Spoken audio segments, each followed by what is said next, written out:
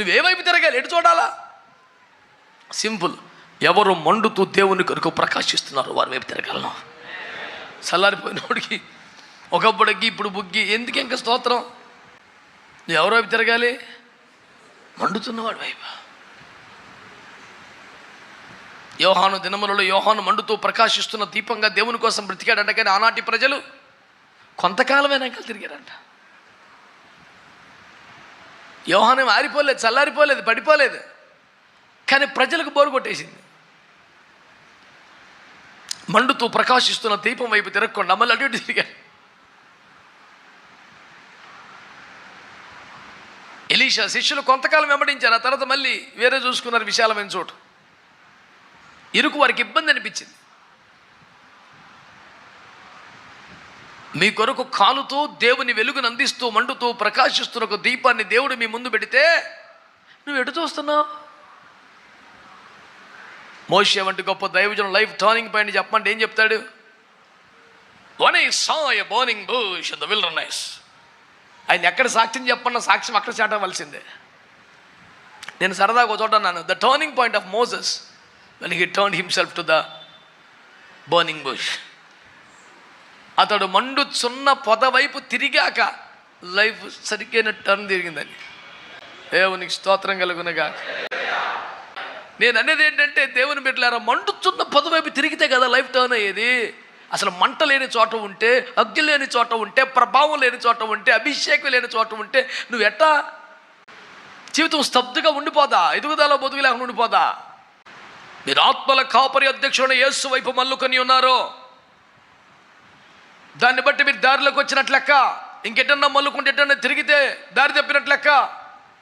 మండుతున్న పొద, మండుతున్న అనుభవం గల వైపు చూస్తే నీ జీవితానికి ఒక దిశానిర్దేశం వస్తుంది.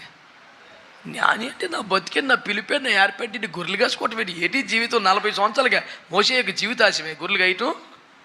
ఎప్పుడప్పుడు గొర్రెలు కాసుకోదాన్ని ఎదురు చూశాడా? ఆ పనులు సంతృప్తిగా ఉన్నాడా? Thank you Lord for the sheep you have given మీ.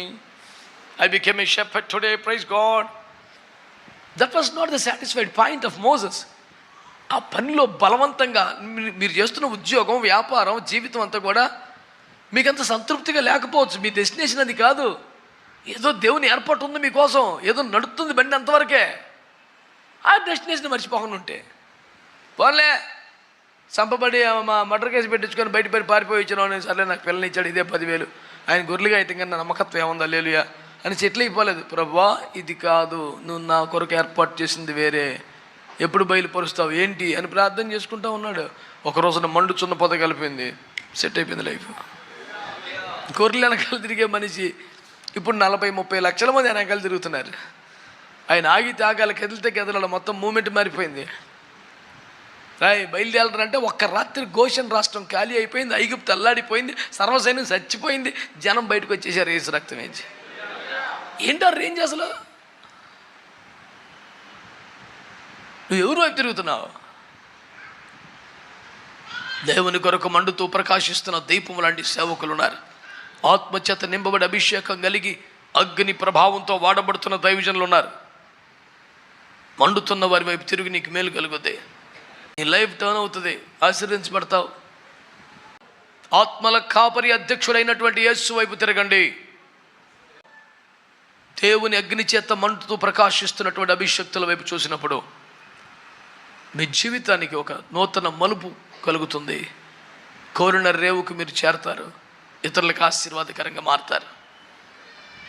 వ్యర్థమైన విధానాల వైపు, మృతతులమైన అనుభవాల వైపు తిరగకుండా యేసు వైపు తిరగండి, అభిషక్తుల వైపు తిరగండి, ఇతరులకే ఆశీర్వాదకరంగా మారిపోండి.